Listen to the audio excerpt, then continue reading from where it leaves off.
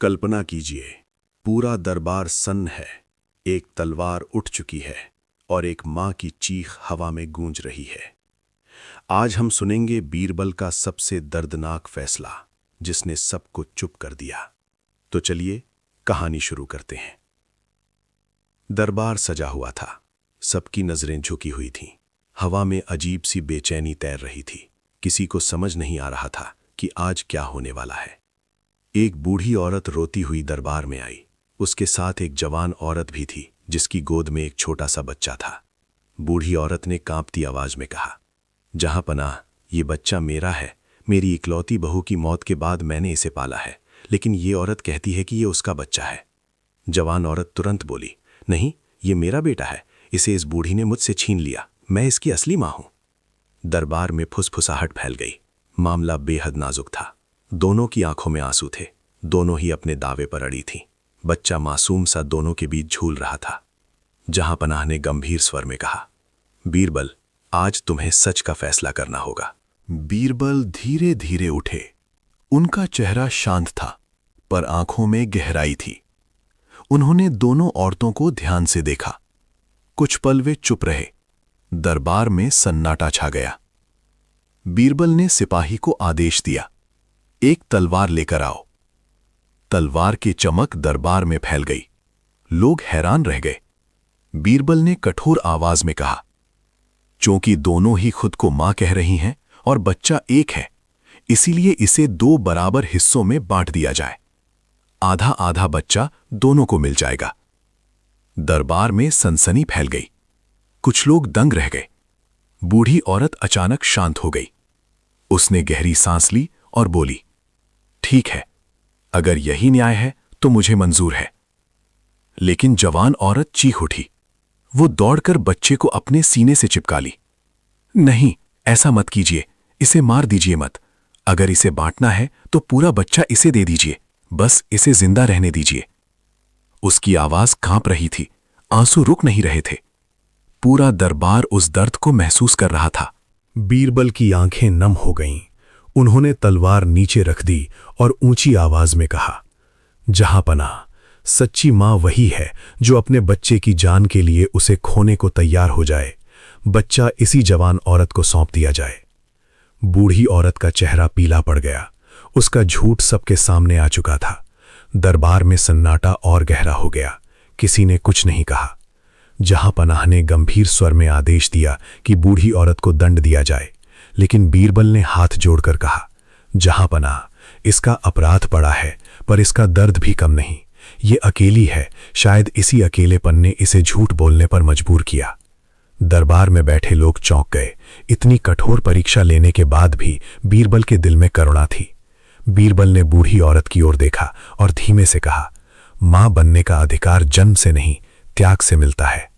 उस दिन दरबार में कोई शोर नहीं हुआ, कोई तालियां नहीं बजी। सबकी आंखें झुकी थीं। हर किसी ने अपने भीतर कुछ महसूस किया था, न्याय का बोझ, ममता की पीड़ा और सच्चाई की कीमत। वो फैसला सबसे दर्दनाक था, क्योंकि उसमें तलवार नहीं चली, लेकिन एक मां का दिल चीर कर रख दिया गया। और उस दिन सच ने सबको चुप कर दिया। दरबार उस दिन भले ही समाप्त हो गया था, लेकिन उस फैसले की गूंज लंबे समय तक लोगों के दिलों में बनी रही। सच्ची मां अपने बच्चे को सीने से लगाए महल से बाहर निकली, पर उसके चेहरे पर जीत की खुशी नहीं थी।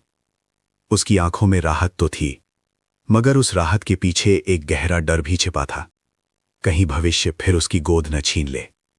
उधर बूढ़ी औरत को सिपाही बाहर ले जा रहे थे। उसके कदम लड़खड़ा रहे थे। वो रो नहीं रही थी। शायद उसके आंसू सूख चुके थे। दरबार में सबने उसे झूठी कहा, स्वार्थी कहा, निर्दयी कहा, लेकिन किसी ने उसके भीतर के खालीपन को नहीं देखा। बीरबल अपने कक्ष में लौटे तो असामान्य रूप से शांत थे। सामान्यतः किसी जटिल मामले को सुलझाने के बाद उनके चेहरे पर संतोष होता था, पर आज एक अनकही बेचैनी थी। उन्होंने स्वयं से प्रश्न किया, क्या सचमुच न्याय हो गया? क्या सच हमेशा इतना कठोर होता है? रात गहरा चुकी थी। चांदनी आंगन में फैल रही थी। तभी द्वार पर धीमी दस्तक हुई। बीरबल ने अनुमति दी। सामने वही जवान मां खड़ी थी। बच्चा उसकी गोद में सो रहा था। वो बोली, महाराज, मैं आपका धन्यवाद करने आई हूं। आपने मुझे मेरा बेटा लौटा दिया। बीरबल ने शांत स्वर में कहा, मैंने तुम्हें तुम्हारा हक दिया है, धन्यवाद की आवश्यकता नहीं। महिला कुछ क्षण चुप रही, फिर बोली, लेकिन मेरे मन में एक प्रश्न है। यदि मैं डर जाती, यदि मैं चुप रह जाती, तो क्या मेरा बच्चा मुझसे छिन जाता? ये प्रश्न साधारण नहीं था। बीरबल कुछ क्षण मौन रहे, फिर बोले, सच बोलने वाले को डर से ऊपर उठना ही पड़ता है। यदि तुम अपने बच्चे से सच्चा प्रेम करती हो तो तुम्हारा साहस ही तुम्हारा प्रमाण बनता। महिला चली गई, पर उसके शब्द बीरबल के मन में रह गए। अगले दिन खबर आई कि बूढ़ी औरत बीमार पड़ गई है। उसे कारावास में रखा गया था, पर वो ना तो भोजन ले रही थी, न किसी से बात कर रही थी। सिपाहियों ने बताया कि वो लगातार एक ही बात दोहरा रही है, मुझे बच्चा चाहिए था, बस एक सहारा चाहिए था। बीरबल ने आदेश दिया कि उसे उनके सामने लाया जाए। जब बूढ़ी औरत आई तो वो पहले जैसी कठोर नहीं दिख रही थी। उसका चेहरा थका हुआ था, आंखें गहरी और सूनी। बीरबल ने पूछा, तुमने झूठ क्यों बोला? वो कुछ देर तक चुप रही, फिर बोली, मेरी कोई संतान नहीं थी, मेरा घर खाली था। जब मैंने उस बच्चे को देखा तो लगा जैसे भगवान ने मुझे दूसरा अवसर दिया हो। मैं जानती थी कि वो मेरा नहीं है, पर मैंने सोचा यदि मैं उसे पालूं तो मेरा अकेलापन खत्म हो जाएगा। उसकी आवाज़ टूट रही थी। मैंने गलत किया, लेकिन मैंने कभी उसे नुकसान पहुंचाने का विचार नहीं किया था। बीरबल के सामने अब प्रश्न अलग था। अपराध स्पष्ट था, पर उसका कारण भी उतना ही स्पष्ट था, अकेलापन। उन्होंने कुछ देर विचार किया, फिर बोले, झूठ का दंड आवश्यक है, पर दंड का उद्देश्य बदला नहीं, सुधार होना चाहिए। उन्होंने सिपाहियों को आदेश दिया कि बूढ़ी औरत को रिहा कर दिया जाए, लेकिन एक शर्त पर। वो नगर के अनाथालय में सेवा करेगी। वहां जिन बच्चों का कोई सहारा नहीं, उनकी देखभाल करेगी। बूढ़ी औरत ने आश्चर्य से बीरबल को देखा। उसकी आंखों में पहली बार पश्चाताप के साथ आभार भी झलका। समय बीतने लगा। नगर में ये बात फैल गई कि बूढ़ी औरत अब अनाथ बच्चों की सेवा करती है। जो लोग उसे पहले दोषी मानते थे, वे धीरे धीरे उसका बदला हुआ रूप देखने लगे। वो बच्चों को कहानियां सुनाती, उन्हें खाना खिलाती और बीमार होने पर रात भर उनके पास बैठी रहती। उधर जवान माँ भी अपने बच्चे के साथ नया जीवन शुरू कर रही थी, पर एक दिन वो फिर दरबार में पहुंची। इस बार उसकी आंखों में आंसू थे। महाराज, उसने कहा, लोग मुझे ताने देते हैं, कहते हैं कि मैं अपने बच्चे के लिए दरबार तक पहुंची, कहते हैं कि मेरे कारण एक बूढ़ी औरत को अपमान सहना पड़ा। बीरबल ने शांत स्वर में उत्तर दिया, जब सत्य सामने आता है तो कुछ लोग उसे स्वीकार करते हैं, कुछ उससे असहज हो जाते हैं। तुम्हें अपने निर्णय पर पछतावा है? नहीं, उसने दृढ़ता से कहा, मैंने अपने बच्चे की जान बचाई, पर मैं नहीं चाहती कि किसी और को मेरे कारण दुख मिले। ये सुनकर बीरबल मुस्कुराए। उन्होंने कहा, यदि तुम्हारे मन में सचमुच करुणा है तो तुम उस बूढ़ी औरत से मिलो। उसे दोषी नहीं, एक इंसान समझो। कुछ दिनों बाद वो महिला अनाथालय पहुंची। वहां उसने देखा कि बूढ़ी औरत बच्चों के बीच बैठी है, उन्हें हंसा रही है। उसकी गोद में एक नन्हा बालक सो रहा था, जैसे उसे वही शांति मिल गई हो जिसकी वो तलाश में थी। दोनों की आंखें मिली। कुछ क्षण के लिए समय जैसे थम गया। जवान माँ आगे बढ़ी और बोली, मैं तुम्हें माफ करती हूं। बूढ़ी औरत की आंखों से आंसू बह निकले। मुझे खुद को माफ करना सीखना होगा, उसने कहा। उस दिन दोनों ने पहली बार बिना कटुता के बात की। दर्द पूरी तरह खत्म नहीं हुआ था, लेकिन उसके ऊपर समझ की परत चढ़ गई थी। दरबार में जब ये खबर पहुंची तो लोग हैरान थे। उन्हें लगा था कि उस फैसले ने हमेशा के लिए दूरी पैदा कर दी होगी। पर बीरबल जानते थे, न्याय का असली अर्थ केवल निर्णय देना नहीं, बल्कि टूटे हुए मनों को जोड़ना भी है। कई महीनों बाद वही बच्चा जो कभी विवाद का केंद्र था, अनाथालय के आंगन में खेल रहा था। उसकी माँ पास बैठी थी और बूढ़ी औरत भी वहीं थी। अब वो बच्चा उसे दादी कहकर पुकारता था। ये दृश्य देखकर बीरबल की आंखों में संतोष झलक उठा। उन्होंने समझ लिया था कि उस दिन तलवार केवल एक परीक्षा थी, असली परीक्षा थी इंसानियत की। दरबार में एक बार फिर चर्चा छिड़ी। किसी ने पूछा, क्या वो फैसला सचमुच सबसे दर्दनाक था? बीरबल ने उत्तर दिया, दर्द तब होता है जब हम सत्य का सामना करते हैं, पर यदि उस दर्द से बदलाव जन्म ले तो वही दर्द सबसे बड़ी सीख बन जाता है। और सचमुच उस दिन के बाद नगर में लोग न्याय को केवल दंड के रूप में नहीं, बल्कि सुधार और करुणा के रूप में देखने लगे। सबको चुप कर देने वाला वो फैसला अब केवल भय की कहानी नहीं रहा था, वो इंसानियत की मिसाल बन गया था, जहां सच्चाई ने तलवार को रोका और करुणा ने दिलों को जोड़ा। समय अपनी चाल से चलता रहा, पर उस फैसले की छाया अभी भी लोगों के मन में थी। बच्चे की किलकारियां अब पूरे नगर में गूंजती थीं। उसकी मां के चेहरे पर पहले जैसा भय नहीं था, पर कहीं भीतर एक सावधानी स्थायी रूप से बस गई थी। बूढ़ी औरत अनाथालय में सेवा करते करते बदल चुकी थी। उसकी झुकी कमर अब भी थी, पर उसके चेहरे पर एक अजीब सी शांति उतर आई थी। लेकिन हर कहानी में एक ऐसा मोड़ आता है जहां अतीत फिर से सिर उठाता है। एक सुबह दरबार में एक नया विवाद पहुंचा। दो भाइयों के बीच संपत्ति का झगड़ा था। मामला जटिल था, पर उससे अधिक जटिल था उनके चेहरों का भाव। दोनों एक दूसरे को धोखेबाज कह रहे थे। दरबार में बैठे लोग समझ रहे थे कि ये केवल जमीन का विवाद नहीं, बल्कि वर्षों की ईर्ष्या और अविश्वास का परिणाम है। जहां पनाह ने गंभीर दृष्टि से बीरबल की ओर देखा। तुम्हारे पिछले फैसले के बाद लोग कहते हैं कि तुम कठोर भी हो सकते हो और दयालु भी। आज देखना है कि इन दोनों में से कौन सा रूप सामने आता है। बीरबल शांत स्वर में बोले, जहां पनाह, न्याय न कठोर होता है न कोमल, वो केवल संतुलित होता है। दोनों भाइयों की बातें सुनते सुनते बीरबल को एक अजीब सी समानता महसूस हुई। ये झगड़ा भी उसी तरह का था, जहां स्वार्थ और असुरक्षा सच को ढंक रहे थे। बड़े भाई ने कहा, मैंने इस घर को बनाया, पिता की सेवा की, खेत संभाले, ये सब मेरा अधिकार है। छोटे भाई ने तर्क दिया, मैंने व्यापार बढ़ाया, कर्ज चुकाया, यदि मैं ना होता तो ये घर कब का बिक चुका होता। दोनों के पास अपने अपने तर्क थे, दोनों के पास अपने अपने त्याग की कहानी थी, पर दोनों ही एक दूसरे की कहानी सुनने को तैयार नहीं थे। बीरबल ने उनसे पूछा, यदि ये संपत्ति तुम्हें ना मिले तो तुम्हारे जीवन का क्या होगा। बड़ा भाई चुप रहा। छोटा भाई बोला, मैं फिर से शुरू कर लूंगा। और यदि तुम्हारे भाई को ना मिले। दोनों एक दूसरे की ओर देखने लगे। जवाब देने से पहले ही उनके चेहरों पर झिझक आ गई। दरबार में सन्नाटा छा गया।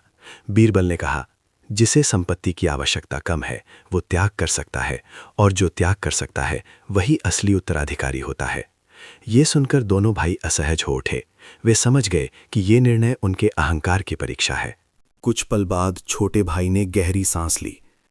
यदि बड़े भैया चाहें तो मैं अपना हिस्सा छोड़ देता हूं। बड़ा भाई हतप्रभ रह गया। उसके चेहरे पर अपराध बोध की रेखाएं उभर आईं। उसने तुरंत कहा, नहीं नहीं, ऐसा मत करो, तुम्हारे बिना ये घर अधूरा है। दरबार में बैठे लोगों ने देखा, कभी कभी तलवार की जरूरत नहीं होती, केवल एक प्रश्न ही काफी होता है। बीरबल ने संपत्ति दोनों के बीच समान रूप से बांटने का आदेश दिया, पर साथ ही ये शर्त भी रखी कि वे हर निर्णय मिलकर लेंगे। यदि फिर से झगड़ा हुआ तो संपत्ति दान कर दी जाएगी। दोनों भाई सिर झुकाकर राजी हो गए। ये खबर नगर में फैल गई। लोग कहने लगे कि बीरबल अब केवल मामलों का हल नहीं निकालते, बल्कि लोगों के भीतर छिपे सच को बाहर लाते हैं। उधर अनाथालय में बूढ़ी औरत की तबीयत बिगड़ने लगी। वर्षों की थकान अब उसके शरीर पर हावी हो रही थी। बच्चा, जो अब थोड़ा बड़ा हो चुका था, अक्सर उसके पास बैठता और कहानियां सुनता। एक दिन उसने मासूमियत से पूछा, दादी, तुम पहले उदास क्यों रहती थीं? बूढ़ी औरत ने उसकी ओर देखा, क्योंकि मैंने एक गलती की थी। गलती क्या होती है? वो मुस्कुराई। जब हम अपने डर को सच समझ लेते हैं, वही गलती होती है। बच्चा कुछ समझा, कुछ नहीं, पर उसके हाथ ने बूढ़ी औरत की झुर्रियों भरी उंगलियों को कसकर पकड़ लिया। कुछ ही दिनों बाद बूढ़ी औरत की हालत गंभीर हो गई। खबर दरबार तक पहुंची। बीरबल स्वयं उसे देखने गए। वो बिस्तर पर लेटी थी, सांसें धीमी थीं। उसने बीरबल को देखा और कमजोर स्वर में कहा, क्या मैंने सच में प्रायश्चित कर लिया? बीरबल ने उत्तर दिया, प्रायश्चित शब्दों से नहीं, कर्मों से होता है। तुमने जितने बच्चों को सहारा दिया वो किसी भी दंड से बड़ा है। उसकी आंखों में संतोष की झलक आई। तो क्या भगवान मुझे माफ करेंगे? बीरबल ने शांत स्वर में कहा, जब इंसान खुद को माफ करना सीख लेता है तभी ईश्वर भी उसे माफ कर देता है। कुछ दिनों बाद वो इस संसार से चली गई। अनाथालय के बच्चे रो रहे थे। वो जवान मां भी आई जिसने कभी उससे संघर्ष किया था। उसने बूढ़ी औरत के लिए दीप जलाया और धीरे से कहा, तुमने सच में दादी बनकर दिखाया। नगर में उस दिन शोक था।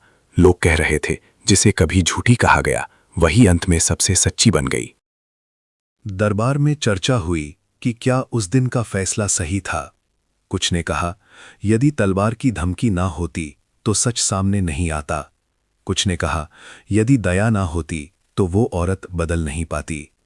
बीरबल ने कहा, न्याय केवल सत्य उजागर करना नहीं बल्कि उस सत्य के बाद की राह भी दिखाना है। समय के साथ वो बच्चा बड़ा होने लगा। उसे धीरे धीरे पूरी कहानी का पता चला। पहले उसे आश्चर्य हुआ कि उसकी जिंदगी कभी विवाद का कारण थी। फिर उसे गर्व हुआ कि उसकी मां ने उसके लिए सब कुछ दांव पर लगा दिया। एक शाम वो बीरबल के पास पहुंचा। महाराज, यदि उस दिन मेरी मां डर जाती तो क्या मैं जीवित होता? बीरबल ने उसकी आंखों में देखा। साहस जीवन को दिशा देता है। तुम्हारी मां ने साहस चुना, इसलिए तुम आज यहां हो। और दादी? उन्होंने पश्चाताप चुना, इसलिए उनका अंत शांति से हुआ। युवक ने सिर झुका लिया। तो क्या जीवन में सबसे कठिन काम सच बोलना है? बीरबल ने मुस्कुराकर कहा, नहीं, सबसे कठिन काम है सच सुनना। वो युवक देर तक उस वाक्य पर विचार करता रहा। कुछ वर्षों बाद वही युवक नगर में सम्मानित व्यक्ति बना। उसने अनाथालय को बड़ा करवाया, वहां शिक्षा और भोजन की बेहतर व्यवस्था की। लोग कहते थे वो अपने अतीत को भूलना नहीं चाहता। दरबार में एक दिन किसी ने पूछा, आपका सबसे कठिन फैसला कौन सा था? बीरबल कुछ देर मौन रहे।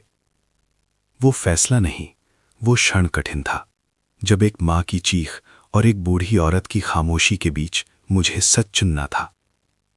दरबार में फिर वही सन्नाटा छा गया जैसा उस दिन छाया था। पर अब उस सन्नाटे में डर नहीं था, उसमें समझ थी। समय के पन्ने बदलते गए, लोग नए विवाद लेकर आते रहे, नए फैसले होते रहे। पर उस दर्दनाक फैसले की कहानी हर नए मामले में एक सीख की तरह दोहराई जाती, क्योंकि उस कहानी ने सिखाया था कि न्याय का असली अर्थ केवल सही और गलत तय करना नहीं, बल्कि ये देखना है कि गलत क्यों हुआ और उसे सही कैसे बनाया जाए। और शायद यही कारण था कि उस फैसले ने सबको चुप कर दिया था, क्योंकि उसने हर किसी को अपने भीतर झांकने पर मजबूर कर दिया था। अंत में जब भी कोई बच्चा अनाथालय के आंगन में हंसता, जब भी कोई मां अपने बच्चे को सीने से लगाती और जब भी कोई व्यक्ति अपने अपराध के बाद सुधरने की राह चुनता, लोग याद करते कि एक दिन दरबार में एक तलवार उठी थी पर चली नहीं थी। वही अधूरी चली तलवार इस कहानी की सबसे बड़ी जीत थी और यही उस दर्दनाक फैसले का अंतिम सत्य बन गया। समय का पहिया घूमता रहा। वो बच्चा अब युवक बन चुका था। उसके चेहरे पर गंभीरता थी, पर आंखों में वही मासूम चमक बची हुई थी। लोग उसे सम्मान से देखते थे। कोई उसे साहसी मां का बेटा कहता, कोई उसे उस फैसले की निशानी। पर वो स्वयं को किसी उपाधि में नहीं बांधना चाहता था। वो केवल एक बात जानता था, उसकी जिंदगी एक निर्णय की देन है। नगर भी बदल रहा था। नए घर बन रहे थे, नए लोग आ रहे थे और नए विवाद जन्म ले रहे थे। पर हर विवाद के पीछे एक ही जड़ दिखती थी, अविश्वास।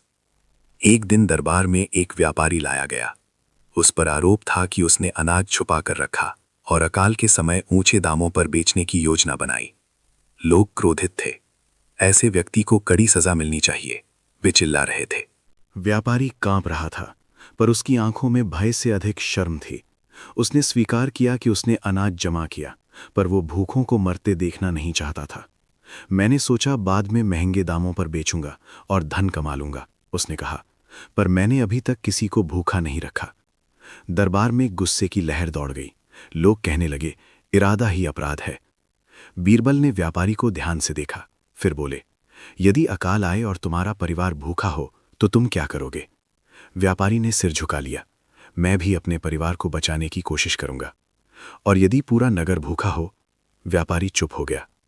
बीरबल ने कहा, अपराध केवल लालच नहीं बल्कि भय से भी जन्म लेता है, पर भय का इलाज सजा नहीं, व्यवस्था है। उन्होंने आदेश दिया कि व्यापारी का सारा अनाज नगर में उचित मूल्य पर बांटा जाए। व्यापारी को दंड स्वरूप अगले 1 वर्ष तक मुफ्त भोजन वितरण में सेवा करनी होगी। लोगों को ये निर्णय असामान्य लगा, पर धीरे धीरे उन्होंने देखा कि व्यापारी सचमुच बदल गया। वो स्वयं अनाज बांटता, भूखों को भोजन कराता। उसका लालच धीरे धीरे करुणा में बदल गया। उधर वो युवक जिसकी कहानी सब जानते थे, अब नगर के कार्यों में सक्रिय होने लगा। वो अनाथालय के बच्चों को शिक्षा देता, बीमारों के लिए दवाइयों की व्यवस्था करता। उसके मन में एक प्रश्न बार बार उठता, क्या न्याय केवल दरबार में होता है या हर इंसान के भीतर भी? एक शाम वो बीरबल के पास पहुंचा। महाराज, क्या कभी ऐसा होता है कि न्याय गलत साबित हो जाए? बीरबल ने उसे बैठने का संकेत दिया। न्याय का उद्देश्य पूर्णता नहीं, संतुलन है। कभी कभी निर्णय सही होता है, पर उसका प्रभाव समय के साथ बदल सकता है। तो क्या आपको कभी पछतावा हुआ? बीरबल कुछ क्षण मौन रहे। पछतावा तब होता है जब हम अपने निर्णय को समझे बिना लेते हैं। उस दिन मैंने तलवार उठाई थी, पर मेरा उद्देश्य किसी को चोट पहुंचाना नहीं था। यदि उस क्षण में हिचकिचाता तो शायद सच सामने नहीं आता। युवक ने सिर झुका लिया। मैं सोचता हूं, यदि मेरी मां डर जाती तो आज मेरा जीवन कैसा होता? जीवन केवल एक निर्णय से नहीं बनता, बीरबल ने उत्तर दिया, पर कुछ निर्णय दिशा तय कर देते हैं। समय बीतता गया। नगर में एक नई समस्या उठी। कुछ लोग आपस में धर्म और परंपराओं को लेकर विवाद करने लगे। छोटी सी बात बड़े संघर्ष में बदलने लगी। दरबार में शिकायतें आने लगी। लोग एक दूसरे पर आरोप लगा रहे थे। बीरबल ने दोनों पक्षों को बुलाया। तुम सब एक ही नगर के निवासी हो, उन्होंने कहा। यदि तुम आपस में ही लड़ोगे तो बाहर से आने वाला शत्रु तुम्हें कमजोर पाएगा। एक वृद्ध व्यक्ति बोला, पर हमारे रीति रिवाज अलग हैं। बीरबल ने शांत स्वर में कहा, रीति रिवाज अलग हो सकते हैं, पर भूख, पीड़ा और आंसू सबके समान होते हैं। फिर उन्होंने एक अनोखा आदेश दिया, अगले 1 महीने तक दोनों समुदाय एक दूसरे के पर्वों में भाग लेंगे और साथ मिलकर भोजन बनाएंगे। जो ऐसा नहीं करेगा उसे दंड मिलेगा। शुरू में लोग अनिच्छा से शामिल हुए, पर धीरे धीरे उन्हें एहसास हुआ कि जिनसे वे डरते थे वे भी उन्हीं की तरह हंसते, रोते और सपने देखते थे। नगर में शांति लौट आई। युवक ये सब देख रहा था। उसे समझ आने लगा कि बीरबल के फैसले केवल कानून पर नहीं, मनोविज्ञान पर आधारित होते थे। वे लोगों के भीतर की गांठ खोलते थे। एक दिन युवक ने निर्णय लिया कि वो दरबार में एक प्रस्ताव रखेगा। उसने कहा, महाराज, यदि हम हर विवाद को केवल निर्णय से नहीं, संवाद से सुलझाएं तो शायद विवाद कम हो। दरबार में हलचल हुई।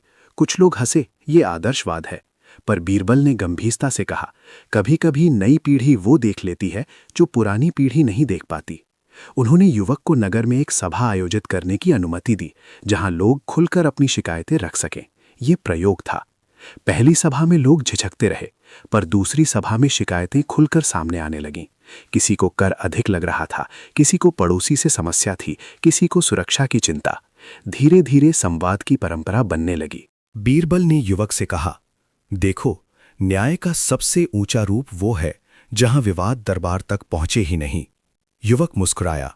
उसे लगा कि उसकी जिंदगी का उद्देश्य स्पष्ट हो रहा है।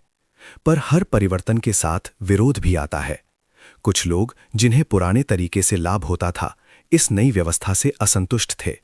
उन्होंने युवक के विरुद्ध अफवाहें फैलानी शुरू की। वो दरबार को कमजोर कर रहा है। ये बात युवक तक पहुंची। वो परेशान हुआ। उसने बीरबल से कहा, मैंने तो केवल भलाई चाही थी। बीरबल ने उत्तर दिया, जो बदलाव लाता है उसे विरोध सहना ही पड़ता है। प्रश्न ये है, क्या तुम्हारा उद्देश्य साफ है? हाँ, तो फिर डर कैसा? युवक ने साहस जुटाया और सभा जारी रखी। धीरे धीरे विरोध कम हुआ, क्योंकि लोगों को लाभ दिखने लगा।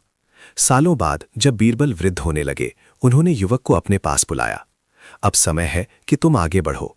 न्याय केवल एक व्यक्ति पर निर्भर नहीं रहना चाहिए। युवक की आंखें भर आईं। आपके बिना मैं क्या करूंगा? बीरबल मुस्कुराए। तुम वही करोगे जो उस दिन तुम्हारी मां ने किया था, साहस। कुछ समय बाद बीरबल ने दरबार की जिम्मेदारियां कम कर दी। युवक अब अधिक मामलों को संभालने लगा। वो हर निर्णय लेते समय उस तलवार वाले दिन को याद करता, जहां कठोरता और करुणा साथ खड़ी थी। नगर में अब एक नई कहावत प्रचलित हो गई थी, न्याय वो है जो दिल को भी संतुष्ट करे और बुद्धि को भी। एक दिन वही युवक, अब परिपक्व और सम्मानित, दरबार में खड़ा था। उसके सामने एक मामला था। एक बालक पर चोरी का आरोप था। लोग कठोर दंड की मांग कर रहे थे। युवक ने बालक से पूछा, तुमने चोरी क्यों की? बालक ने रोते हुए कहा, मेरी मां बीमार है, मेरे पास दवा के पैसे नहीं थे। दरबार में सन्नाटा छा गया। युवक को अपने अतीत की याद आई। एक मां, एक चीख, एक तलवार। उसने आदेश दिया कि बालक को दंड नहीं, सहायता दी जाए। उसकी मां का इलाज करवाया जाए। साथ ही बालक को काम सिखाया जाए ताकि वो भविष्य में गलत राह न चुने। लोगों ने देखा, इतिहास स्वयं को दोहरा नहीं रहा था, बल्कि विकसित हो रहा था। रात को युवक ने आकाश की ओर देखा। उसे लगा जैसे बीरबल की आवाज हवा में गूंज रही हो। न्याय का असली अर्थ है इंसान को गिरने से पहले संभाल लेना। और इस प्रकार उस दर्दनाक फैसले की गाथा केवल एक घटना नहीं रही, वो एक परंपरा बन गई, जहां हर निर्णय में सत्य, साहस और करुणा साथ चलते थे। नगर अब पहले जैसा नहीं था। वहां विवाद होते थे, पर संवाद भी होता था। वहां अपराध होते थे, पर सुधार का अवसर भी मिलता था। वहां डर था, पर उससे बड़ा विश्वास भी। और कहीं भीतर हर व्यक्ति जानता था कि एक दिन दरबार में उठी वो तलवार केवल परीक्षा थी। असली जीत उस क्षण हुई थी जब किसी ने अपने स्वार्थ से ऊपर उठकर प्रेम चुना था। यही उस कहानी का अंतिम विस्तार था, जहां दर्द से जन्मी सीख ने पूरे समाज को बदल दिया। और शायद यही कारण था कि उस फैसले की गूंज पीढ़ियों तक सुनाई देती रही। वर्षों की परतें समय के चेहरे पर जम चुकी थीं। नगर बदल चुका था, लोग बदल चुके थे, और दरबार की हवा भी अब पहले जैसी नहीं रही थी। जहां कभी एक तलवार की चमक ने सबको स्तब्ध कर दिया था, वहां अब संवाद और धैर्य की छाया गहरी हो चुकी थी। वो युवक जो कभी एक विवाद का केंद्र था, अब परिपक्व नेतृत्व का प्रतीक बन चुका था। उसकी आंखों में अब भावनाओं की जगह अनुभव था, पर भीतर की संवेदनशीलता अभी भी जीवित थी।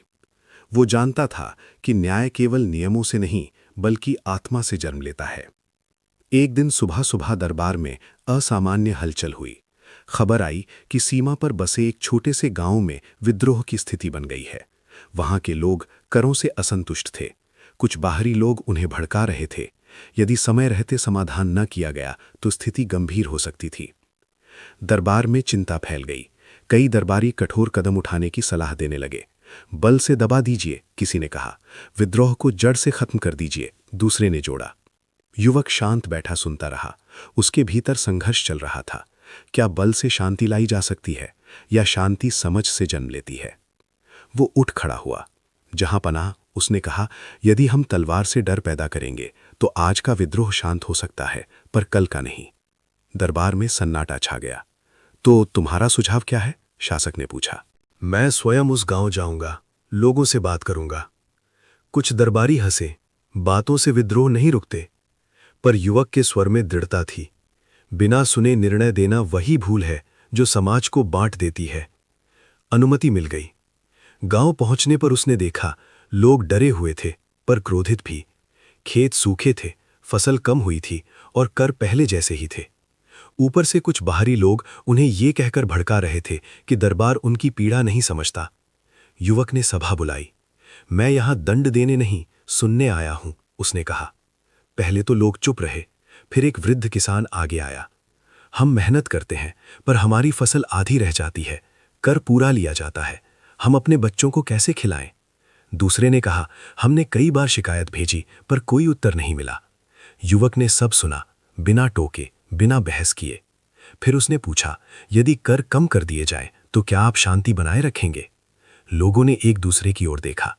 हमें शांति चाहिए, संघर्ष नहीं, किसी ने कहा। जांच करने पर पता चला कि स्थानीय अधिकारी ने वास्तविक उपज से अधिक कर वसूला था। वो अपने लाभ के लिए आंकड़े बदल रहा था। युवक के सामने कठिन क्षण था।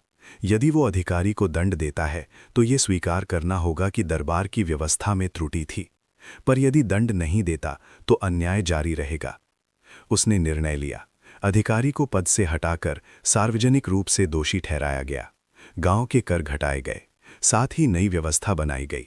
हर वर्ष गांव के प्रतिनिधि स्वयं उपज का हिसाब प्रस्तुत करेंगे। गांव में शांति लौट आई। लोगों की आंखों में पहली बार विश्वास झलका। नगर लौटते समय युवक को याद आया, एक समय उसकी माँ ने भी दरबार से न्याय की उम्मीद की थी। यदि उस दिन उसकी बात न सुनी जाती तो शायद आज वो यहाँ ना होता। दरबार में लौटकर उसने कहा, बल से शासन चल सकता है, पर विश्वास से समाज। समय फिर आगे बढ़ा। इसी बीच नगर में एक और घटना घटी। एक प्रसिद्ध विद्वान पर आरोप लगा कि उसने एक गरीब छात्र का अपमान किया और उसे शिक्षा से वंचित कर दिया। मामला केवल अपमान का नहीं था, ये अवसर छीनने का था। दरबार में विद्वान आत्मविश्वास से खड़ा था। मैंने नियमों का पालन किया है, उसने कहा। जो शुल्क नहीं दे सकता वो शिक्षा नहीं पा सकता। गरीब छात्र ने सिर झुका रखा था। उसकी आंखों में अपमान की आग थी। युवक ने विद्वान से पूछा, ज्ञान का मूल्य धन से तय होता है या योग्यता से? विद्वान ने उत्तर दिया, व्यवस्था चलाने के लिए धन आवश्यक है, पर क्या व्यवस्था का उद्देश्य योग्य को अवसर देना नहीं? दरबार में बहस छिड़ गई। युवक ने निर्णय दिया, विद्वान को पद पर बने रहने दिया जाएगा, पर हर वर्ष कुछ निर्धन छात्रों को बिना शुल्क शिक्षा देनी होगी। साथ ही दरबार से एक निधि स्थापित की जाएगी जिससे योग्य विद्यार्थियों की सहायता हो सके। विद्वान असंतुष्ट था, पर जनता प्रसन्न थी।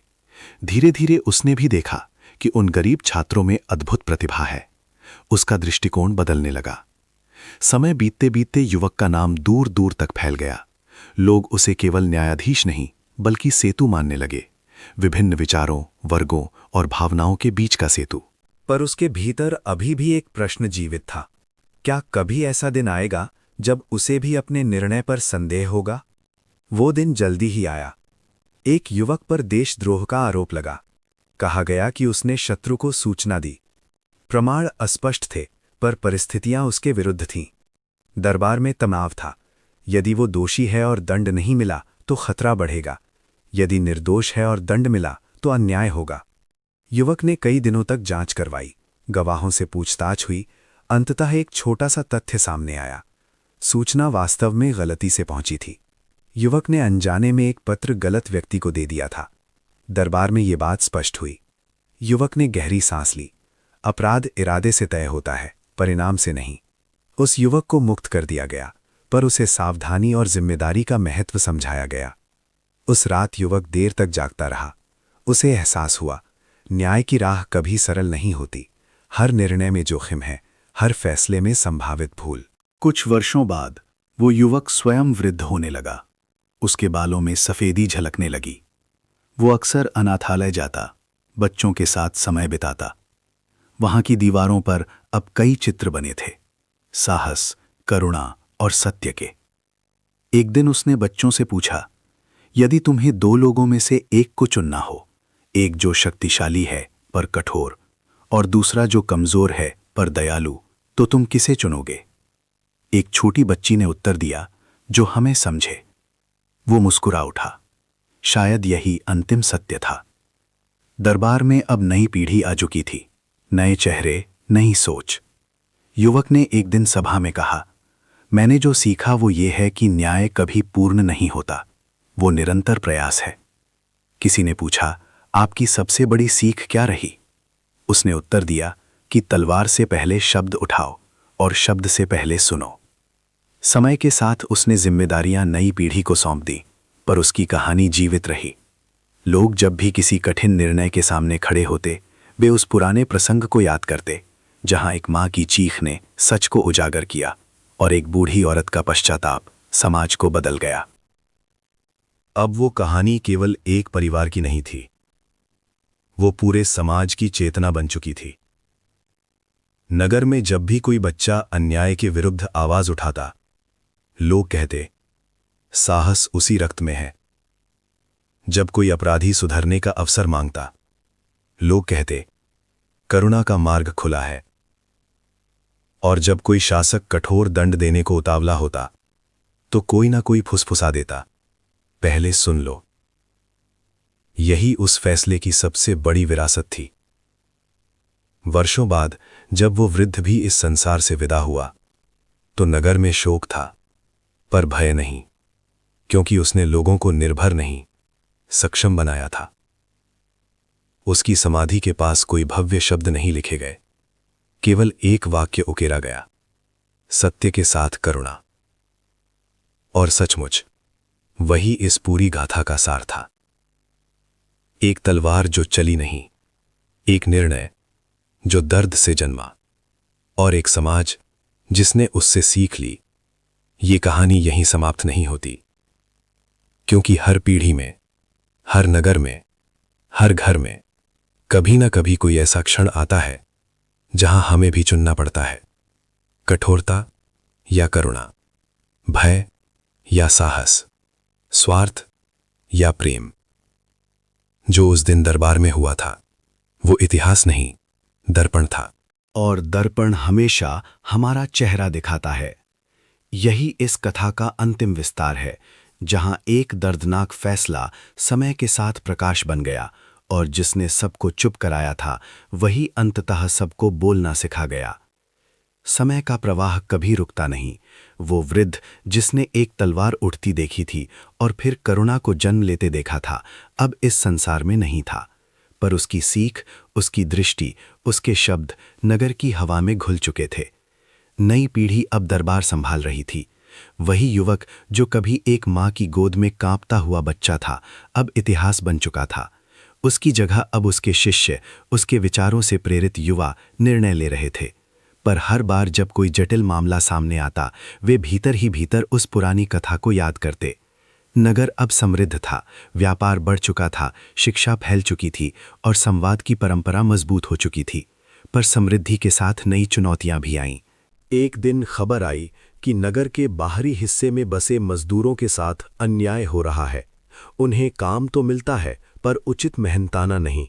शिकायतें वर्षों से दबाई जाती रही थीं, क्योंकि वे लोग प्रभावशाली नहीं थे। दरबार में मामला पहुंचा। कई व्यापारी शक्तिशाली थे और उनका प्रभाव गहरा था। नई पीढ़ी के न्यायाधीशों के सामने ये पहली बड़ी परीक्षा थी। क्या वे ताकतवरों के विरुद्ध खड़े हो पाएंगे? सभा में मजदूरों का प्रतिनिधि कांपते हुए बोला, हम मेहनत करते हैं, पर हमारे बच्चों के पास खाने को पर्याप्त नहीं।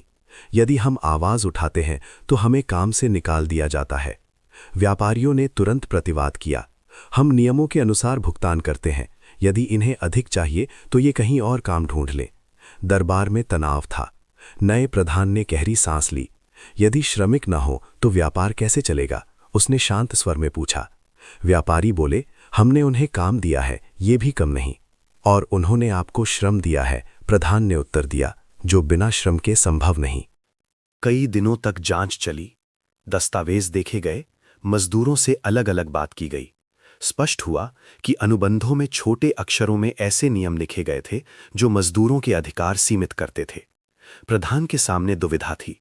यदि वो कठोर कदम उठाता है तो व्यापार प्रभावित होगा, यदि नहीं उठाता तो अन्याय जारी रहेगा। उसे याद आया, न्याय संतुलन है। उसने निर्णय सुनाया, न्यूनतम मजदूरी तय की जाएगी, अनुबंध स्पष्ट और सरल भाषा में लिखे जाएंगे, और हर 3 महीने में स्वतंत्र जांच होगी। जो व्यापारी नियम तोड़ेगा उसका व्यापारिक अधिकार सीमित किया जाएगा। कुछ व्यापारी नाराज हुए, पर अधिकांश ने समझ लिया कि ये व्यवस्था लंबे समय में स्थिरता लाएगी। मजदूरों की आंखों में पहली बार सम्मान की चमक थी। इसी बीच नगर में एक और विचित्र घटना घटी।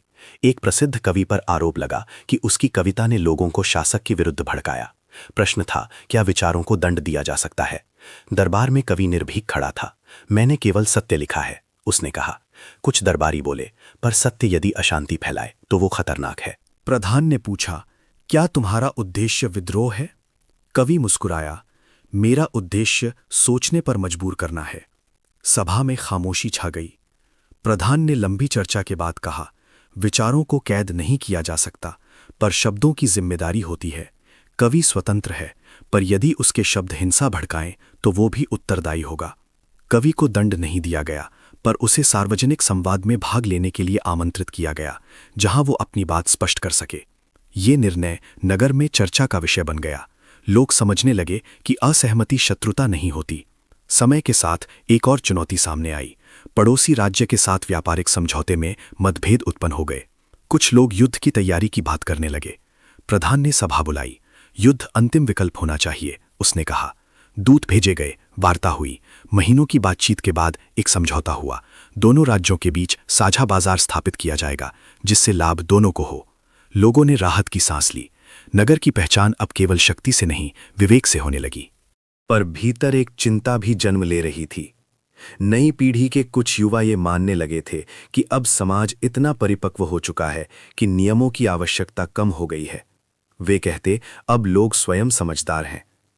एक दिन प्रधान ने सभा में कहा, व्यवस्था का उद्देश्य लोगों को बांधना नहीं, दिशा देना है। यदि दिशा हट जाए तो समझदारी भी भटक सकती है। उसी वर्ष एक भयंकर सूखा पड़ा। नदियां सिकुड़ गईं, खेत बंजर हो गए। ये परीक्षा प्रकृति की थी। नगर में घबराहट फैल गई। भंडार सीमित थे। प्रधान ने तुरंत निर्णय लिया, अनाज का समान वितरण होगा। अमीर गरीब सबको समान राशन मिलेगा। निजी भंडारण सीमित किया जाएगा। कुछ धनी लोग असंतुष्ट हुए। हमने अपने लिए जमा किया है, उन्होंने कहा। प्रधान ने उत्तर दिया, जब प्रकृति संकट लाती है तो समाज को एक होना पड़ता है। सूखे के महीनों में लोग कठिनाई से गुजरे, पर कोई भूखा नहीं मरा। संकट के बाद नगर और मजबूत होकर उभरा। प्रधान ने उस रात आकाश की ओर देखा। उसे लगा जैसे समय के पार से कोई फुसफुसा रहा हो, साहस और करुणा साथ रखें। वर्ष बीतते गए। प्रधान वृद्ध होने लगा। उसके सामने नई पीढ़ी खड़ी थी, उत्साही, प्रश्न पूछने वाली और कभी-कभी अधीर। एक दिन एक युवा ने पूछा, क्या करुणा कभी कमजोरी बन सकती है? प्रधान मुस्कुराया। यदि करुणा बिना विवेक के हो तो हां, पर विवेक के साथ हो तो वही सबसे बड़ी शक्ति है। युवा ने फिर पूछा, और कठोरता? यदि न्याय के लिए हो तो आवश्यक, पर यदि अहंकार से जन्मे तो विनाशकारी। नगर में अब विद्यालयों में केवल गणित और भाषा नहीं, नैतिक शिक्षा भी पढ़ाई जाने लगी।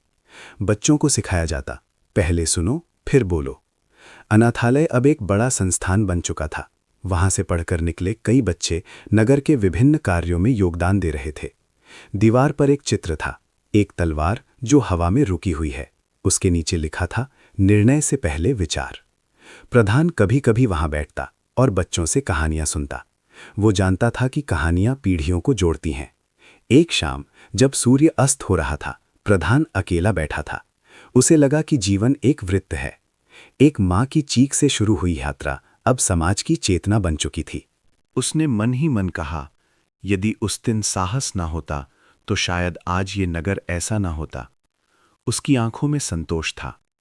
कुछ समय बाद उसने सभा में घोषणा की, अब समय है कि नई पीढ़ी पूरी जिम्मेदारी संभाले। लोगों ने उसे सम्मान दिया, पर उसने कहा, सम्मान व्यक्ति का नहीं, विचार का होना चाहिए। वो सार्वजनिक जीवन से अलग हो गया, पर उसकी उपस्थिति हर निर्णय में महसूस होती रही। नई पीढ़ी ने उसकी सीख को आगे बढ़ाया। वे जानते थे कि न्याय कोई स्थिर वस्तु नहीं, बल्कि निरंतर यात्रा है। वर्षों बाद जब नगर और भी विकसित हो चुका था, लोग उस पुरानी कहानी को दंत कथा की तरह सुनाते थे। बच्चे पूछते, क्या सच में तलवार चली नहीं थी? बुजुर्ग मुस्कुराते, नहीं, और वही उसकी सबसे बड़ी जीत थी। समय के विशाल कैनवस पर वो एक घटना छोटी सी लग सकती थी, पर उसने दिशा बदल दी थी। अब जब भी कोई व्यक्ति किसी कठिन निर्णय के सामने खड़ा होता, वो अपने भीतर झांकता, क्या मैं भय से निर्णय ले रहा हूं या साहस से? क्या मैं स्वार्थ से बोल रहा हूं या करुणा से? यही उस कथा की स्थायी विरासत थी। नगर की सीमाएं भले ही बढ़ गई हों, पर उसकी आत्मा वही रही, संतुलन की खोज। और शायद यही किसी भी समाज की सबसे बड़ी सफलता है, जब एक दर्दनाक क्षण शिक्षा बन जाए, जब एक कठोर परीक्षा परंपरा बन जाए, और जब एक अधूरी चली तलवार आने वाली पीढ़ियों को विवेक सिखा जाए। इस प्रकार वो गाथा, जो एक माँ और एक बूढ़ी औरत के संघर्ष से आरंभ हुई थी, अब एक पूरे युग की पहचान बन चुकी थी, और समय की धूल में भी उसकी चमक बनी रही। सदियां जैसे धीरे धीरे उस नगर की दीवारों पर उतर आई थीं। हवाओं में अब भी वो पुरानी कहानी तैरती थी, एक निर्णय, एक परीक्षा, एक रुकी हुई तलवार। पर समय का स्वभाव है कि वो हर सीख को नई परिस्थितियों में कसता है। जो एक युग में आदर्श था, दूसरे में चुनौती बन सकता है।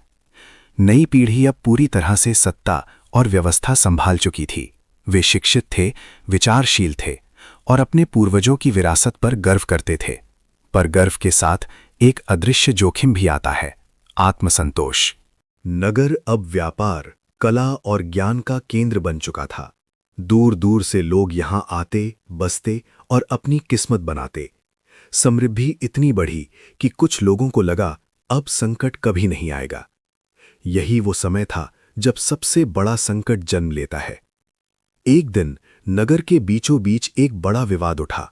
एक नया समूह जो हाल ही में यहां आकर बसा था, अपने रीति रिवाजों और विचारों को खुलकर व्यक्त करने लगा। कुछ पुरानी सोच वाले लोग असहज हो गए। उन्होंने कहना शुरू किया कि हमारी परंपराएं खतरे में है। सभा बुलाई गई। युवा शासक ने शांत स्वर में कहा, हमारा नगर विविधता से मजबूत हुआ है, एक रूपता से नहीं। एक वृद्ध नागरिक बोला, पर यदि सब अपनी अपनी राह चलेंगे तो एकता कैसे रहेगी? शासक ने उत्तर दिया, एकता समानता से नहीं, सम्मान से आती है। बहस कई दिनों तक चली। कुछ लोग परिवर्तन के पक्ष में थे, कुछ विरोध में। वातावरण तनावपूर्ण था। इसी बीच एक अफवाह फैल गई कि नए समूह ने नगर के एक मंदिर के पास अपमानजनक व्यवहार किया। बिना जांच के भीड़ उग्र हो गई। कुछ दुकानों को नुकसान पहुंचा। ये वही क्षण था जहां इतिहास खुद को दोहरा सकता था। भय और क्रोध के बीच न्याय डगमगा सकता था। शासक ने तुरंत आदेश दिया कि अफवाह की जांच की जाए। गवाहों से पूछताछ हुई। पता चला कि घटना को बढ़ा चढ़ाकर फैलाया गया था। वास्तविकता इतनी गंभीर नहीं थी जितनी बताई जा रही थी। सभा में शासक ने कहा, जब हम बिना सत्य जाने प्रतिक्रिया देते हैं तो हम न्याय नहीं, भीड़ बन जाते हैं। भीड़ में खड़े कई लोग शर्मिंदा थे। शासक ने दोनों समुदायों के प्रतिनिधियों को साथ बैठाया। लंबी बातचीत के बाद ये तय हुआ कि भविष्य में किसी भी विवाद की सूचना सीधे सभा तक पहुंचाई जाएगी और अफवाह फैलाने वालों पर कड़ी कार्रवाई होगी। नगर ने राहत की सांस ली, पर यह घटना एक चेतावनी थी। समृद्धि के बीच भी असुरक्षा छिपी रहती है। उसी वर्ष एक और जटिल मामला सामने आया। एक युवा अधिकारी पर भ्रष्टाचार का आरोप लगा। वो उच्च पद पर था, प्रभावशाली परिवार से था। प्रमाण स्पष्ट थे, उसने अपने अधिकार का दुरुपयोग किया था। सभा में कई लोग दुविधा में थे। यदि उसे दंड दिया गया तो शक्तिशाली परिवार नाराज होगा, यदि नहीं दिया गया तो जनता का विश्वास टूटेगा। शासक ने कहा, न्याय का सबसे कठिन रूप वही है जहां अपराधी शक्तिशाली हो। लंबी सुनवाई के बाद अधिकारी को पद से हटाया गया और उसे सार्वजनिक सेवा में काम करने का दंड दिया गया। ये संदेश स्पष्ट था, पद से बड़ा सिद्धांत है। नगर में चर्चा हुई, क्या ये निर्णय कठोर था? कुछ ने कहा हाँ, कुछ ने कहा यही सही है। समय ने दिखाया कि ये निर्णय आवश्यक था। लोगों का विश्वास और मजबूत हुआ। इसी दौरान नगर में ज्ञान और तकनीक का विस्तार होने लगा। नए उपकरण, नई विधियां, नई सोच। कुछ बुजुर्गों को लगा कि ये सब परंपराओं को मिटा देगा। एक विद्यालय में बहस छिड़ी, क्या पुरानी कहानियां अब भी आवश्यक हैं? एक छात्र ने कहा, हम आधुनिक हैं, हमें अतीत की जरूरत नहीं। शिक्षक मुस्कुराया, अतीत बोझ नहीं, दिशा है। यदि जड़ें ना हो तो पेड़ कितने दिन खड़ा रहेगा? विद्यालय में निर्णय लिया गया कि बच्चों को केवल नई शिक्षा ही नहीं बल्कि नगर की ऐतिहासिक घटनाएं भी पढ़ाई जाएंगी। उन्हें सिखाया जाएगा कि परिवर्तन और परंपरा विरोधी नहीं, पूरक हैं। नगर धीरे धीरे संतुलन सीख रहा था, पर असली परीक्षा तब आई जब एक भयंकर महामारी फैलने लगी। लोग बीमार पड़ने लगे, बाजार सूने हो गए। भय ने फिर से सिर उठाया। शासक ने तुरंत चिकित्सकों की सभा बुलाई। अलगाव की व्यवस्था की गई। सार्वजनिक स्थान अस्थायी रूप से बंद किए गए। कुछ लोगों ने विरोध किया, ये हमारी स्वतंत्रता पर हमला है। शासक ने शांत स्वर में कहा, स्वतंत्रता का अर्थ दूसरों को जोखिम में डालना नहीं। कठिन महीनों के बाद महामारी नियंत्रित हुई। कहीं जाने गईं, पर अनगिनत बच भी गईं। इस संकट ने नगर को फिर याद दिलाया, सामूहिक जिम्मेदारी क्या होती है। वर्षों बीतते गए। शासक वृद्ध हुआ। उसके बाल सफेद हो चुके थे। वो अक्सर नगर के बाहरी हिस्से में बने एक शांत उद्यान में बैठता। वहां एक पत्थर पर उकेरा था, निर्णय से पहले सत्य, सत्य से पहले सुनना। एक दिन एक युवा उसके पास आया। आपने इतने वर्षों में सबसे बड़ा सबक क्या सीखा? वृद्ध शासक ने दूर क्षितिज की ओर देखते हुए कहा कि समाज को बचाने के लिए कभी कभी कठोर बनना पड़ता है, पर उसे आगे बढ़ाने के लिए हमेशा करुणा चाहिए। और यदि लोग आपकी बात न माने तो पहले ये देखो कि क्या तुमने उन्हें ठीक से सुना है। युवा ने सिर झुका लिया। नगर अब इतना विकसित हो चुका था कि उसे आसपास के क्षेत्रों के लिए आदर्श माना जाता था। लोग यहाँ की व्यवस्था देखने आते। वे पूछते, आपके यहाँ शांति कैसे बनी रहती है? उत्तर सरल नहीं था। ये वर्षों की सीख, असफलताओं, साहस और आत्मनिरीक्षण का परिणाम था। एक बार एक विदेशी दूत ने पूछा, आपके नगर की सबसे बड़ी ताकत क्या है? सभा में सन्नाटा था। वृद्ध शासक ने उत्तर दिया, हम अपनी गलतियों को छुपाते नहीं, उनसे सीखते हैं। ये वाक्य नगर की पहचान बन गया।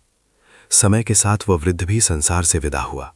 उसकी अंतिम इच्छा थी कि कोई भव्य स्मारक न बनाया जाए, केवल एक वृक्ष लगाया जाए जिसकी छाया में लोग बैठकर संवाद कर सकें। उस वृक्ष के नीचे अक्सर लोग बैठते, बच्चे खेलते, बुजुर्ग कहानियां सुनाते और कभी-कभी कोई विवाद भी वहीं सुलझ जाता। पीढ़ियां बदलती रहीं, कहानी आगे बढ़ती रही, पर एक बात स्थायी रही, निर्णय से पहले आत्मचिंतन। अब वो पुरानी घटना केवल कथा नहीं थी, वो सिद्धांत थी, वो चेतावनी थी, वो प्रेरणा थी। जब भी नगर में कोई कठिन स्थिति आती, लोग कहते, पहले सत्य जानो। जब भी कोई कठोर दंड देने को उतावला होता, कोई याद दिलाता, करुणा को मत भूलो। और जब भी कोई परिवर्तन से डरता, कोई कहता, सम्मान ही एकता है। इस प्रकार वो गाथा 7वीं पीढ़ी तक पहुंच चुकी थी। अब वो रक्त में नहीं, विचारों में बहती थी। समय की धारा आगे भी बहेगी, नए संकट आएंगे, नई चुनौतियां होंगी, पर यदि संतुलन जीवित रहा तो समाज भी जीवित रहेगा। और शायद यही उस पूरी यात्रा का सार है। एक क्षण का साहस सदियों की दिशा बन सकता है। कभी एक माँ की चीख ने सबको चुप करा दिया था। आज वही मौन विचार बन चुका है। वो हर निर्णय से पहले मन में उठता है, क्या मैं न्याय कर रहा हूं या केवल प्रतिक्रिया? यदि ये प्रश्न जीवित रहें तो समाज भी जीवित रहेगा।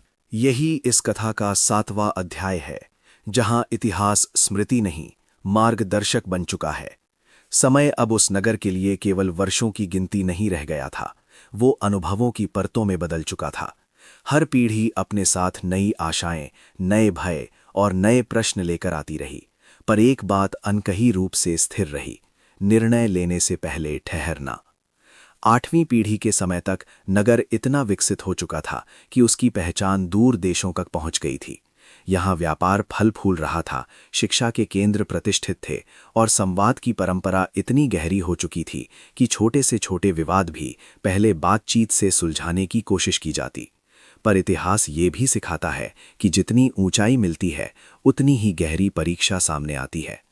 एक वर्ष ऐसा आया जब पड़ोसी प्रदेशों में राजनीतिक अस्थिरता फैल गई। कई परिवार अपना घर छोड़कर इस नगर की शरण में आने लगे। वे थके हुए थे, डरे हुए थे और अपने साथ अपने दुखों की लंबी कहानी लेकर आए थे। नगर की सभा में प्रश्न उठा, क्या सभी को शरण दी जाए? संसाधन सीमित थे। यदि बहुत अधिक लोगों को बसाया गया तो व्यवस्था पर दबाव बढ़ सकता था। कुछ नागरिकों ने कहा, हम पहले से ही बहुत कर रहे हैं, यदि और लोग आएंगे तो हमारे हिस्से कम हो जाएंगे। दूसरों ने कहा, हमारी पहचान ही यही है कि हम संकट में साथ खड़े होते हैं। सभा कई दिनों तक चलती रही। अंततः निर्णय लिया गया कि शरण दी जाएगी, पर व्यवस्थित ढंग से। नए लोगों को काम और शिक्षा के अवसर दिए जाएंगे ताकि वे नगर पर बोझ ना बने बल्कि उसका हिस्सा बने। शुरू में तनाव था। नए और पुराने निवासियों के बीच दूरी थी, भाषा अलग थी, रीति रिवाज अलग थे। एक दिन बाजार में झगड़ा हो गया।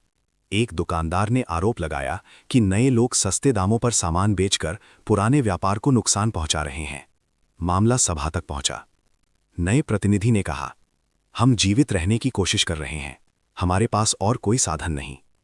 पुराने व्यापारी बोले, पर हमारी मेहनत भी कम नहीं। सभा ने एक नई व्यवस्था बनाई। साझा बाजार के क्षेत्र तय किए गए, मूल्य निर्धारण पर स्पष्ट नियम बने और प्रशिक्षण कार्यक्रम शुरू किए गए ताकि नए लोग विविध व्यवसाय सीख सकें। धीरे धीरे प्रतिस्पर्धा सहयोग में बदलने लगी। कुछ वर्षों में वही लोग नगर की उन्नति का महत्वपूर्ण हिस्सा बन गए। ये परीक्षा थी, क्या समाज अपनी पहचान खोए बिना विस्तार कर सकता है? उत्तर था हां, यदि संतुलन बना रहे। इसी काल में एक और चुनौती आई। नगर के युवाओं में एक नई विचारधारा फैलने लगी। वे मानते थे कि पुरानी व्यवस्था अब धीमी है और निर्णय अधिक तेजी से होने चाहिए। उन्होंने कहा, इतनी चर्चा क्यों, तुरंत निर्णय लें। सभा में बहस छिड़ी। एक अनुभवी सदस्य ने कहा, जल्दी लिया गया निर्णय अक्सर पछतावा लाता है। एक युवा ने उत्तर दिया, और देर से लिया गया निर्णय अवसर खो देता है। ये टकराव केवल विचारों का नहीं, दृष्टिकोण का था। अंततः ये तय हुआ कि कुछ मामलों में त्वरित निर्णय की व्यवस्था होगी, पर बड़े और जटिल मामलों में विस्तृत चर्चा अनिवार्य रहेगी। ये संतुलन नया था, पर आवश्यक भी। समय आगे बढ़ा। नगर में तकनीकी प्रगति होने लगी। नई मशीनें, नई विधियां। कुछ लोग बेरोजगार होने लगे क्योंकि उनके पुराने कौशल अप्रासंगिक हो गए थे। असंतोष बढ़ा। सभा में ये प्रश्न उठा, क्या प्रगति का अर्थ कुछ लोगों का पीछे छूट जाना है? निर्णय लिया गया कि जिनकी आजीविका प्रभावित हो रही है, उन्हें नए कौशल सिखाए जाएं। प्रशिक्षण केंद्र स्थापित किए गए। ये आसान नहीं था, पर धीरे धीरे परिणाम दिखने लगे। समाज ने सीखा, परिवर्तन का विरोध नहीं, प्रबंधन आवश्यक है। इसी दौरान एक नैतिक संकट भी सामने आया। एक प्रतिष्ठित परिवार के सदस्य पर गंभीर अपराध का आरोप लगा। प्रमाण मजबूत थे। कुछ लोगों ने दबाव डाला कि मामले को दबा दिया जाए ताकि नगर की प्रतिष्ठा बची रहे। सभा में सन्नाटा था। एक युवा सदस्य ने कहा, यदि हम प्रतिष्ठा बचाने के लिए सत्य छुपाएंगे तो हमारी पहचान खो जाएगी। लंबी सुनवाई के बाद दोष सिद्ध हुआ और दंड दिया गया। नगर ने समझ लिया, प्रतिष्ठा सत्य से बनती है, उसे छुपाने से नहीं। वर्षों के अनुभव के बाद समाज में एक गहरी परिपक्वता आ चुकी थी। लोग जानते थे कि हर निर्णय आसान नहीं होगा, हर बार सभी संतुष्ट नहीं होंगे, पर यदि प्रक्रिया न्यायपूर्ण है तो परिणाम स्वीकार्य हो जाता है। एक बार फिर सूखे जैसी स्थिति बनी, पर इस बार समाज तैयार था। भंडारण प्रणाली बेहतर थी, वितरण व्यवस्था पारदर्शी थी, लोग घबराए नहीं। ये तैयारी पिछले अनुभवों की देन थी। समय के साथ एक और पीढ़ी आई। अब पुराने वृक्ष के नीचे बैठने वाले बुजुर्ग कम हो गए थे, पर वृक्ष अब भी खड़ा था। एक दिन एक बच्चा वहां बैठा था। उसने अपने दादा से पूछा, हम हमेशा सुनने और सोचने की बात क्यों करते हैं? दादा मुस्कुराए, क्योंकि एक बार बिना सोचे निर्णय लेने से बहुत दर्द हुआ था। कौन सा निर्णय? दादा ने उसकी आंखों में देखा। वो कहानी तुम्हें तब सुनाऊंगा जब तुम समझने लायक हो जाओगे। समय के साथ वो बच्चा बड़ा हुआ।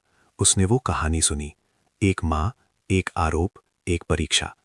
उसने पूछा, क्या लोग उस समय डर गए थे? हाँ, दादा ने कहा, पर डर से बड़ी चीज थी सच।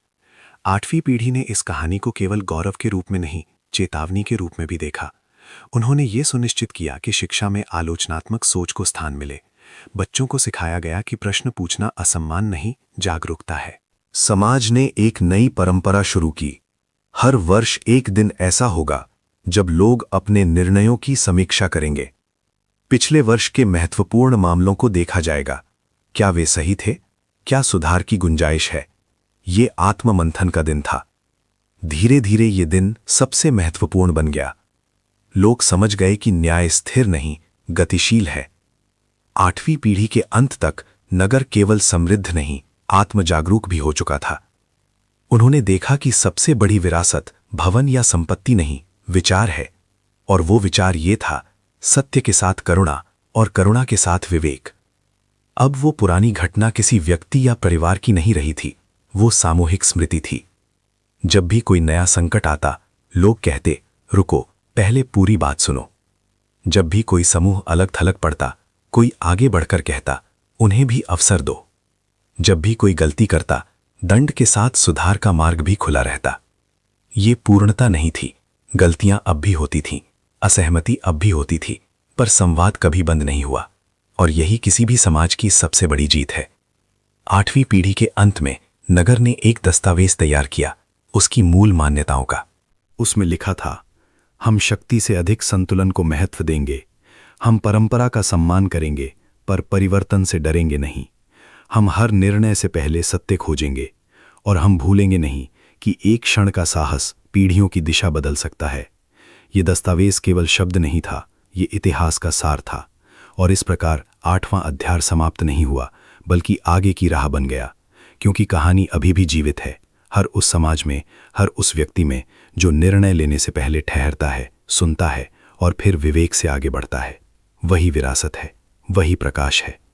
नवी पीढ़ी के समय तक वो नगर केवल एक स्थान नहीं रहा था, वो एक विचार बन चुका था।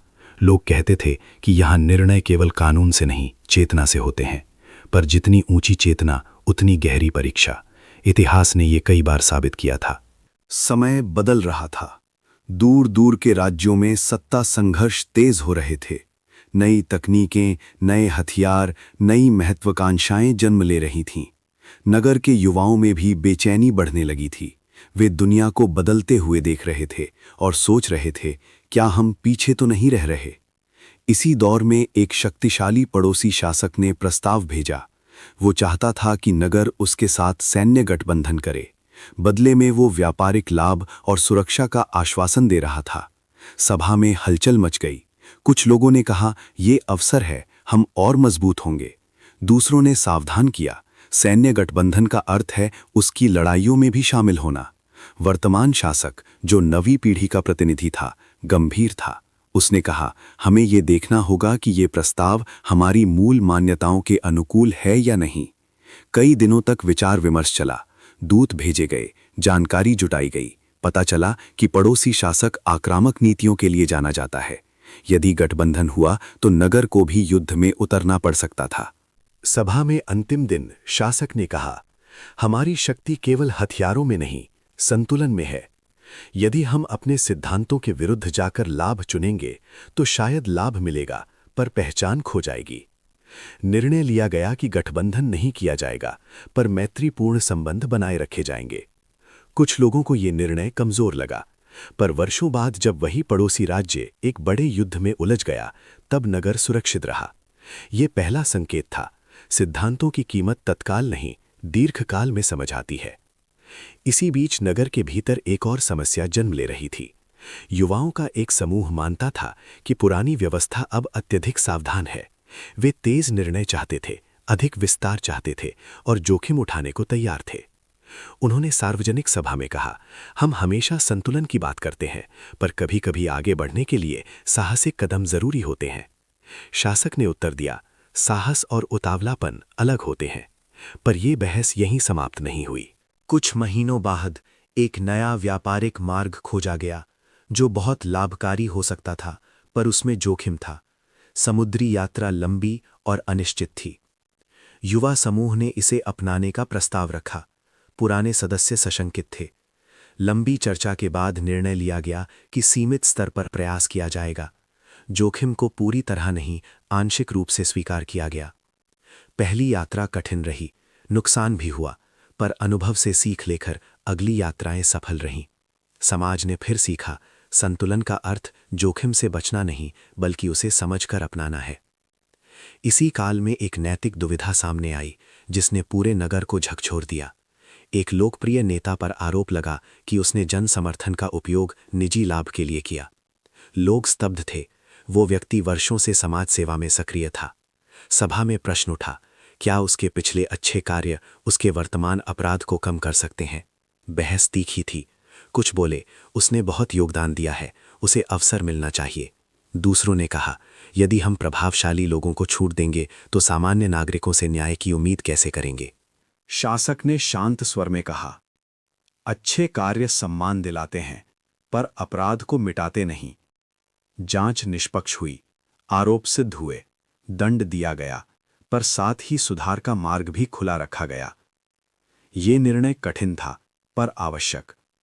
लोगों ने देखा, न्याय का अर्थ लोकप्रियता नहीं, सिद्धांत है। समय के साथ नौवीं पीढ़ी के सामने सबसे बड़ी परीक्षा आई, आंतरिक विभाजन। एक विचारधारा उभर रही थी, जो कहती थी कि नगर को अपनी पहचान की रक्षा के लिए बाहरी प्रभावों को सीमित करना चाहिए। दूसरी विचारधारा खुलापन बनाए रखना चाहती थी। सभा में तनाव था। एक युवा ने कहा, यदि हम अपने द्वार बंद करेंगे तो स्थिर हो जाएंगे। दूसरे ने उत्तर दिया, यदि हम सब स्वीकार करेंगे तो खो जाएंगे। शासक ने कहा, द्वार बंद करना आसान है, खुले रखना कठिन, पर खुला द्वार बिना चौकसी के भी नहीं होना चाहिए। अंततः एक नई नीति बनी। सांस्कृतिक और आर्थिक आदान प्रदान जारी रहेगा, पर मूल सिद्धांतों पर स्पष्ट नियम होंगे। ये समझौता था, पर विवेकपूर्ण। वर्ष बीतते गए, शासक वृद्ध होने लगा। उसने देखा कि समाज परिपक्व है, पर चुनौतियां अनंत है। एक दिन वो उसी वृक्ष के नीचे बैठा था, जो वर्षों पहले लगाया गया था। उसके पास एक बालक आया। आप इतने निर्णय कैसे लेते हैं? बालक ने पूछा। शासक मुस्कुराया। निर्णय मैं नहीं लेता, मैं केवल सबकी बात सुनकर सत्य खोजने की कोशिश करता हूं। और यदि सत्य ना मिले तो सबसे कम हानि वाले मार्ग को चुनता हूं। बालक ने कुछ सोचा, फिर पूछा, क्या कभी आपको डर लगता है? शासक ने स्वीकार किया, हर बार। ये स्वीकारोक्ति उस नगर की सबसे बड़ी ताकत थी, नेतृत्व का विनम्र होना। 9वीं पीढ़ी के अंतिम वर्षों में नगर ने एक महत्वपूर्ण परंपरा शुरू की। हर 10 वर्ष में सार्वजनिक समीक्षा। नागरिक खुले मंच पर नेतृत्व से प्रश्न पूछ सकते थे। पहली समीक्षा में कई कठोर प्रश्न उठे। कुछ निर्णयों की आलोचना हुई, कुछ नीतियों में बदलाव सुझाए गए। नेतृत्व ने रक्षात्मक होने के बजाय स्वीकार किया कि सुधार संभव है। ये पारदर्शिता समाज को और मजबूत कर गई। समय के साथ 9वीं पीढ़ी ने भी जिम्मेदारियां अगली पीढ़ी को सौंप दी। उनके अंतिम संदेश में लिखा था, हम पूर्ण नहीं थे, हमने भी गलतियां की, पर हमने हर बार सत्य खोजने की कोशिश की। ये वाक्य नगर के इतिहास में अंकित हो गया। अब वो पुरानी कहानी जो एक दर्दनाक क्षण से शुरू हुई थी, केवल स्मृति नहीं, जीवन का हिस्सा थी। जब भी कोई युवा जल्दबाजी में निर्णय लेना चाहता, कोई कहता, पहले सुनो। जब भी कोई भय से द्वार बंद करना चाहता, कोई याद दिलाता, संतुलन। और जब भी कोई लोकप्रियता के आधार पर न्याय को मोड़ना चाहता, कोई फुसफुसाता, सिद्धांत। 9वीं पीढ़ी ने यह साबित किया कि विरासत केवल सम्मान से नहीं, अभ्यास से जीवित रहती है। और इस प्रकार कहानी आगे बढ़ती रही, नए प्रश्नों के साथ, नई परिस्थितियों के साथ, पर उसी मूल के साथ। वो मूल था सत्य के सामने ठहरना। कभी एक मां की चीख ने सबको चुप करा दिया था। आज वो मौन हर पीढ़ी के भीतर प्रश्न बनकर उठता है। और जब तक वो प्रश्न जीवित है, तब तक समाज भी जीवित रहेगा। 10वीं पीढ़ी के समय तक वो नगर मानचित्र पर एक स्थान भर नहीं था, वो एक विचारधारा का जीवित उदाहरण था। वर्षों पहले जो घटना एक दर्दनाक क्षण थी, वो अब चेतना का आधार बन चुकी थी। पर हर विरासत की अंतिम परीक्षा होती है। क्या वो समय की आंधी में टिक पाती है या केवल स्मारक बनकर रह जाती है? नई पीढ़ी अत्यंत शिक्षित, तकनीकी रूप से दक्ष और आत्मविश्वासी थी। उनके पास साधन अधिक थे, पर धैर्य कम। दुनिया तेज हो चुकी थी, संदेश पलक झपकते पहुंचते, निर्णय तुरंत अपेक्षित होते और प्रतिक्रियाएं अक्सर विचार से पहले आ जाती। इसी समय नगर पर सबसे बड़ी चुनौती आई। एक बाहरी शक्ति ने सूचना और अफवाहों के माध्यम से समाज में अविश्वास फैलाना शुरू किया। झूठे संदेश फैलाए गए कि नेतृत्व पक्षपाती है, कि संसाधनों का वितरण अन्यायपूर्ण है, कि कुछ समूहों को विशेष लाभ दिया जा रहा है। लोगों के मन में संदेह का बीज बो दिया गया। सभा बुलाई गई, पर इस बार समस्या अलग थी। कोई स्पष्ट अपराधी सामने नहीं था, केवल अविश्वास था जो हवा की तरह फैल रहा था। नए शासक ने कहा, हमारा सबसे बड़ा संकट बाहर से नहीं, भीतर से है। यदि हम एक दूसरे पर भरोसा खो देंगे तो कोई भी हमें तोड़ सकता है। निर्णय लिया गया कि सभी नीतियां और आंकड़े सार्वजनिक किए जाएं, हर नागरिक को जानकारी तक सीधा पहुंच मिले। संवाद सभाएं और खुली चर्चाएं शुरू की गईं। पहले तो लोगों ने तीखे प्रश्न पूछे, आरोप लगाए, संदेह जताए। नेतृत्व ने रक्षात्मक होने के बजाय पारदर्शिता चुनी। धीरे धीरे अफवाहें कमजोर पड़ने लगीं। जब तथ्य सामने आए तो भ्रम टूटने लगा। पर इस प्रक्रिया ने एक सच्चाई उजागर की, विश्वास बनाए रखना उतना ही कठिन है जितना न्याय करना। इसी दौरान एक और परीक्षा सामने आई। एक युवा अधिकारी ने गलती से एक महत्वपूर्ण निर्णय में देरी कर दी, जिससे नुकसान हुआ। लोग क्रोधित थे। सभा में प्रश्न उठा, क्या उसे दंड दिया जाए? शासक ने उससे पूछा, क्या तुम्हारी गलती लापरवाही थी या अनुभव की कमी? युवा अधिकारी ने स्वीकार किया, मैं डर गया था, गलत निर्णय के भय से मैंने निर्णय ही टाल दिया। सभा में सन्नाटा था। शासक ने कहा, कभी कभी निर्णय न लेना भी निर्णय होता है और उसका परिणाम होता है। उसे कठोर दंड नहीं दिया गया, पर उसे सार्वजनिक रूप से अपनी गलती स्वीकार करनी पड़ी और प्रशिक्षण की प्रक्रिया से गुजरना पड़ा। समाज ने देखा, जिम्मेदारी से भागना विकल्प नहीं है, पर गलती सुधार का अवसर भी हो सकती है। वर्षों बाद जब नगर और भी विकसित हो चुका था, एक नई पीढ़ी ने प्रश्न उठाया, क्या हमें अब भी उस पुरानी कहानी की आवश्यकता है? क्या हम उससे आगे नहीं बढ़ चुके? सभा में वृद्ध सदस्य ने उत्तर दिया, हम उस कहानी के कारण आगे बढ़ सके हैं। उन्होंने समझाया कि कहानी घटना से अधिक सिद्धांत है। वो स्मरण कराती है कि भावनाओं के बीच भी विवेक संभव है, कि कठोरता के बीच भी करुणा जीवित रह सकती है। 10वीं पीढ़ी ने निर्णय लिया कि उस कहानी को किसी भव्य स्मारक में नहीं बल्कि शिक्षा के पाठ्यक्रम में जीवित रखा जाएगा। बच्चे उसे न केवल सुनेंगे बल्कि उस पर चर्चा करेंगे। क्या और विकल्प हो सकते थे, क्या जोखिम थे, क्या सीख है? ये परिवर्तन महत्वपूर्ण था। विरासत अब अंध आदर नहीं, विचार का विषय बन गई। समय के अंतिम चरण में जब नगर ने अपनी स्थापना के 100 वर्षों का उत्सव मनाया, एक विशाल सभा हुई। नागरिक, व्यापारी, शिक्षक, किसान, कलाकार सब एकत्र हुए। मंच पर कोई शासक नहीं, कोई विशेष अतिथि नहीं, केवल नागरिक। एक युवा लड़की ने सभा में कहा, हमारी सबसे बड़ी ताकत क्या है? भीड़ में से आवाज आई, सत्य। दूसरी आवाज आई, करुणा। तीसरी आवाज आई, संतुलन। सभा में मौन छा गया। फिर एक बुजुर्ग ने कहा, और सबसे बड़ी जिम्मेदारी है इन शब्दों को केवल बोलना नहीं, निभाना। उस दिन कोई तलवार नहीं थी, कोई विवाद नहीं था, केवल आत्ममंथन था। 10वीं पीढ़ी के शासक ने अंत में कहा, हम पूर्ण नहीं हैं, हमसे भी भूल होगी, पर यदि हम हर बार रुककर स्वयं से पूछें, क्या ये निर्णय न्यायपूर्ण है, क्या इसमें करुणा है, तो हम भटकेंगे नहीं। रात को पूरे नगर में दीप जलाए गए, पर यह उत्सव विजय का नहीं, जागरूकता का था। वो पुरानी घटना जो कभी सबसे दर्दनाक फैसला कही गई थी, अब अंत नहीं, आरंभ का प्रतीक बन चुकी थी। उसने सिखाया था कि न्याय केवल एक क्षण का साहस नहीं, पीढ़ियों का अभ्यास है। उसने दिखाया था कि दंड और सुधार साथ चल सकते हैं। उसने ये भी बताया था कि सबसे कठिन क्षणों में भी मानवता संभव है। और इस प्रकार कहानी अपने अंतिम अध्याय तक पहुंची। कोई भव्य अंत नहीं, कोई चमत्कारी मोड़ नहीं, केवल ये स्वीकार कि हर समाज को बार बार अपने मूल्यों की परीक्षा देनी होगी। हर पीढ़ी को फिर से चुनना होगा, भय या साहस, स्वार्थ या संतुलन, प्रतिक्रिया या विवेक।